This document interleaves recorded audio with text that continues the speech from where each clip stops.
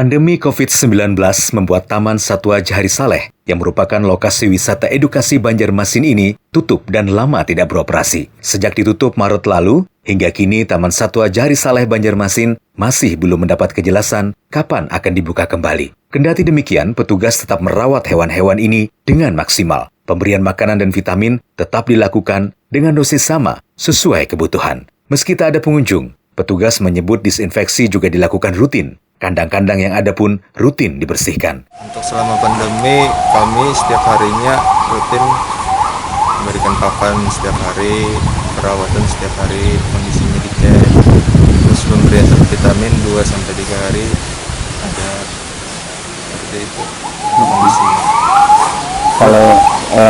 Kalau dampak lain selama pandemi ada nggak sih yang terdampak langsung ke taman satwa gitu?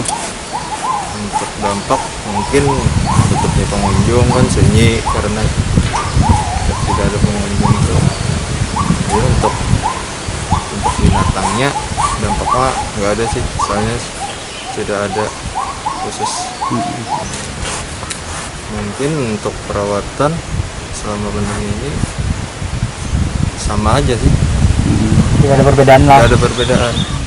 Tak sedikit warga berharap taman hewan segera dibuka. Namun sebelum beroperasi kembali, Dinas Ketahanan Pangan, Pertanian dan Perikanan Banjarmasin selaku pengelola memastikan 20 koleksi hewan sehat dan tak ada yang mati atau kelaparan selama pandemi.